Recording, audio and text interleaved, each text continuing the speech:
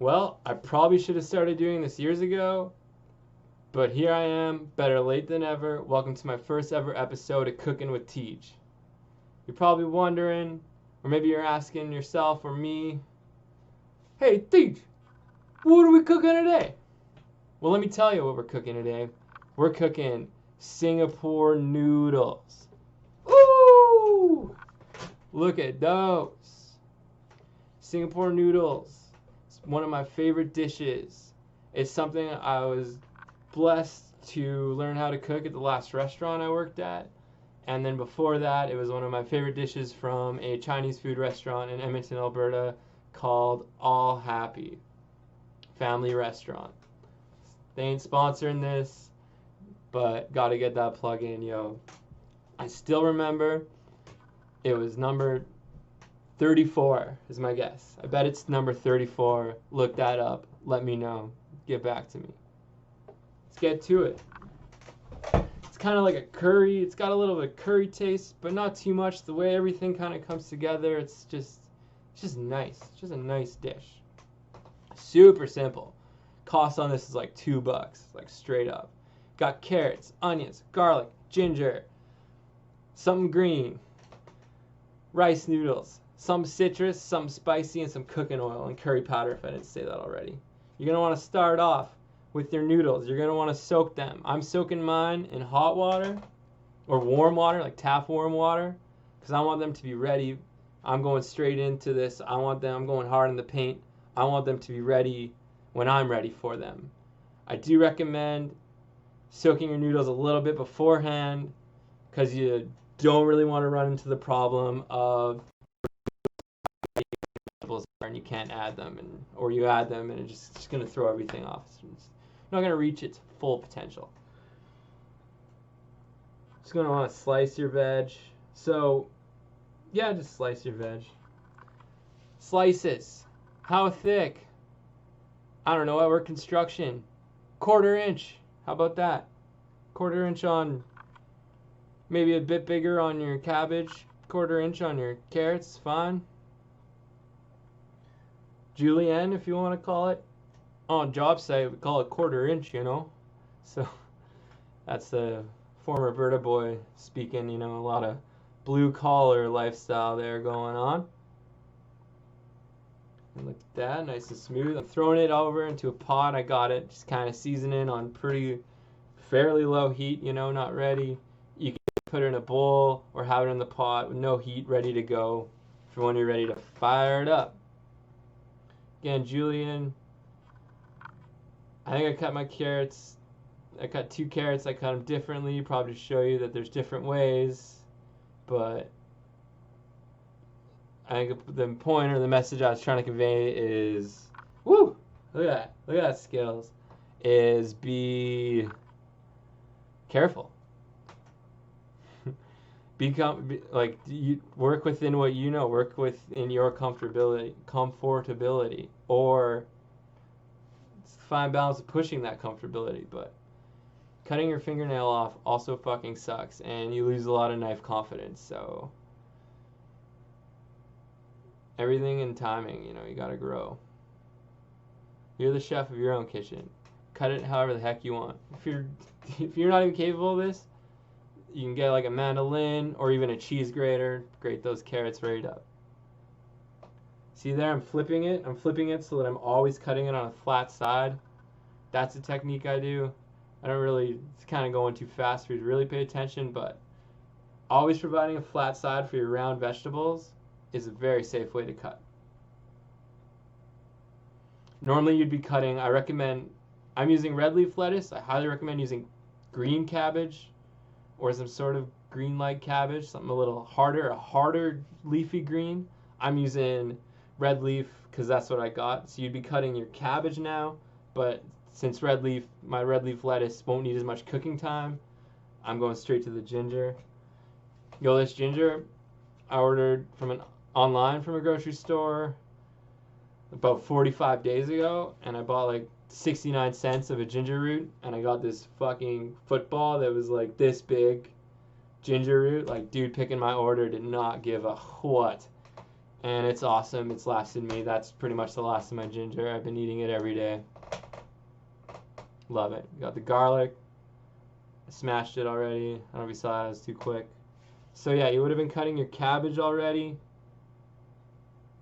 and then you would have been mincing your garlic and ginger. Notice how I don't add it. You don't want to add it too soon, or it'll lose a lot of its integrity. It'll lose a lot of its integrity. It'll lose a lot of its oomph, its taste. It'll cook too fast. You want to hit it with that perfect timing, and it'll again reach its full potential. See? So like when you're cutting your cabbage, just kind of long strips, somewhere 1/4 inch, maybe a bit bigger 1/4 inch, you know, whatever you're comfortable with. That should already be in with your carrots. Let me guess, I switched to the cooking. There we go. Probably turned the heat up. Got that going.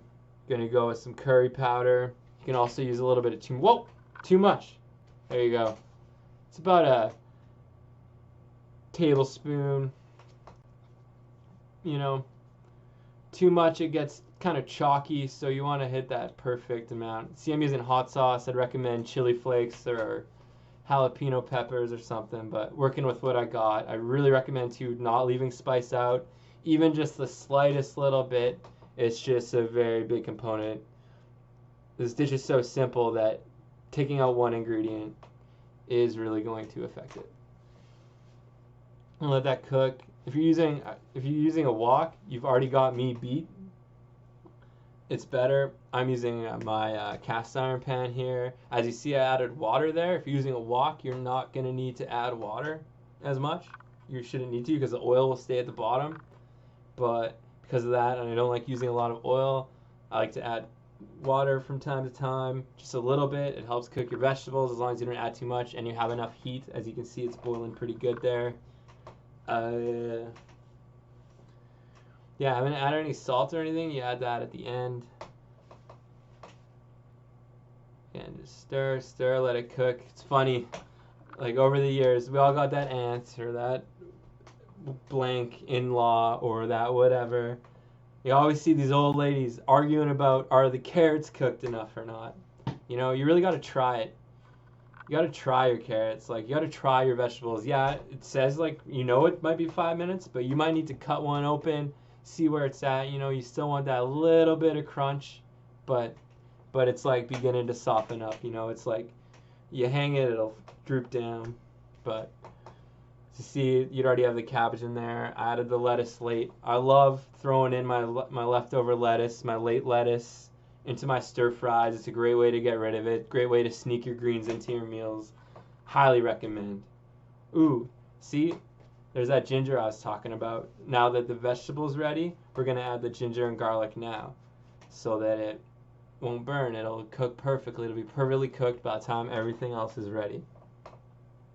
Let that cook for just a little bit longer, and it's time for the noodles. Look at that. They're all separated. They're no longer a little thing. That's good. That's what you want. Now stirring the noodles. Oh, little citrus. You know, you want a little lemon squeeze, a little lemon squeeze or something. You know, again, working on that real lime. Working with what I got. Stir it. I'll probably switch to tongs. But it's really important that you're not like mashing into it. As you can see, I'm picking it up and kind of folding it over and trying to fold in the vegetables to the center. You really don't want it to stick either. So like, again, you can see I'm folding it, I'm pulling it up and moving it around. Know what I'm saying? Ready. You can also add a little bit of turmeric when you add your curry powder if you like it a little yellow. Just trust. One mistake a lot of people cooking with turmeric make is they don't trust the turmeric and it's yellow. They think it's not yellow yet. I add more turmeric. More times than not, you end up with something so atomically yellow it almost just looks unappetizing at points. So I don't even have turmeric here, and you'll just see it's turning more yellow and yellow as the dish finishes up here. See, I got a little bit water there. This is to finish. I'm adding salt to this water. just a couple little sprinkles of salt in that water. A nice old lady that taught me how to make this dish swore by this. I didn't question it, didn't question why or anything, just went with it. As you see there too, I added a little bit of salt. And now I'm about to try it. You want to add a little bit of salt, but then you got to try it. You got to see where it's at. You'll really, once you do this dish even once or twice, you'll know that perfect amount of salt. It's not much, but it's got to be there. If you try it, add a little bit, try it. I got it perfect first time. That's just me, but it's a really finicky line because you go too much salt, them noodles would just soak up that salt and you ruined your dish. So do proceed with caution, on the side of caution. Here I'm plating that steamy dish. You can also add things again, you're your own chef, so you can add peppers, you can add green onions, you can add cilantro to finish, sprouts even, whatever you got. See, I got some roasted sunflower seeds, that's how I roll. Just working with what I got. If I had more, I'd probably have more in this, but there we go.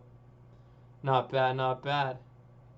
I hope you guys try this. Hope you guys enjoy this. If you guys enjoyed this video, thanks so much for watching. I am very excited to make more videos for you guys. Stay tuned. Like, subscribe, share. Send me ideas and I'll do videos for it. What's up?